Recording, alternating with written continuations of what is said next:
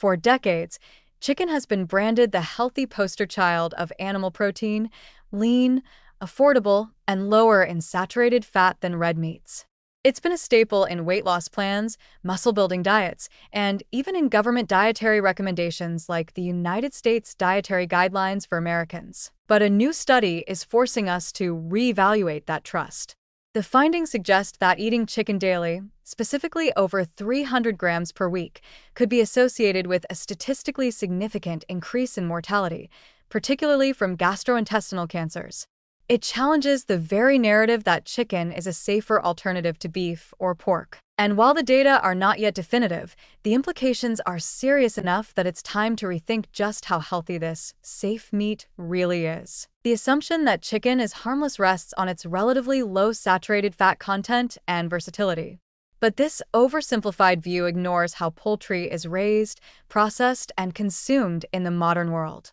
Most chicken eaten today is not the free-roaming, pasture-fed bird of idyllic farms. It comes from industrial farming operations where birds are pumped with antibiotics to prevent disease in cramped, unsanitary conditions. Many are also given hormone-laced feed to accelerate growth, resulting in unnaturally large chickens with questionable nutritional value. These interventions introduce residual chemicals into the meat, which people consume regularly, sometimes daily. The long-term health effects of this exposure remain understudied, but potentially harmful. Beyond chemical exposure, the way chicken is cooked can compound its risks. High-heat methods like grilling or frying can create carcinogenic compounds, heterocyclic amines, and polycyclic aromatic hydrocarbons that have been linked to various cancers. For a population that increasingly depends on fast food, fried chicken and heavily processed chicken products are a routine part of the diet. These versions of chicken are often loaded with excess sodium, hidden sugars, and inflammatory oils, undermining any potential benefit of the meat itself. And yet, most health-conscious consumers still believe they're making a better choice simply by choosing chicken over red meat. The new research highlights a troubling connection. Men who consume more than 300 grams of chicken per week may face a 2.6% increased risk of developing gastrointestinal cancer. While this number may seem small, it's meaningful when applied across large populations. If millions of people consume more chicken than recommended, the absolute number of new cancer cases could be substantial. This isn't fear-mongering. It's a sober look at evolving science that conflicts with long-held dietary assumptions. Critics of the study will point out that correlation doesn't equal causation, and that many factors, such as genetics, alcohol consumption, smoking, and diet diversity, play a role in cancer risk. These are valid concerns, and indeed, the authors of the study acknowledge the need for further research. But waiting for absolute certainty before changing dietary guidelines is a dangerous gamble, especially when early data suggest a preventable risk.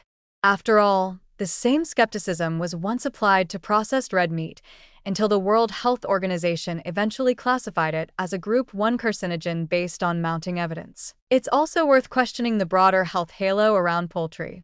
While chicken is often lower in saturated fat than red meat, that doesn't automatically make it healthy.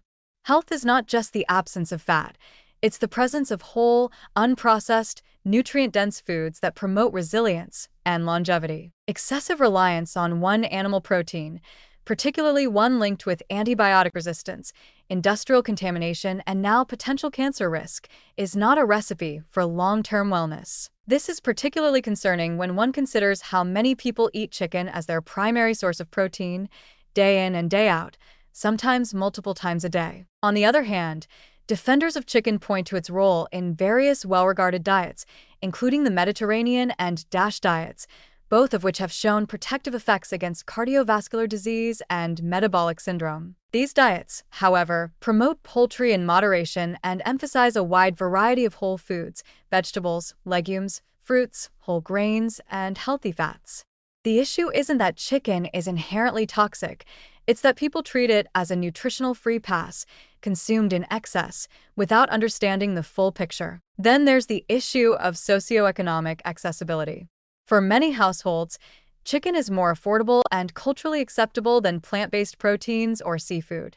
Eliminating chicken entirely from the diet might be unrealistic for people who rely on it for their daily protein needs. But reducing intake, especially processed or fried chicken, and incorporating more plant-based sources such as lentils, tofu, nuts, and legumes is a practical and health-protective shift. These alternatives carry none of the cancer risks currently associated with overconsumption of poultry, and they provide fiber and phytonutrients that meat lacks entirely. The chicken industry, of course, is unlikely to welcome this shift. Billions of dollars are at stake, and campaigns that frame chicken as the cleanest meat option are deeply entrenched. Even within the health community, many practitioners hesitate to raise alarms for fear of contradicting established guidelines or confusing patients. But science does not stay still, and dietary norms must evolve with it.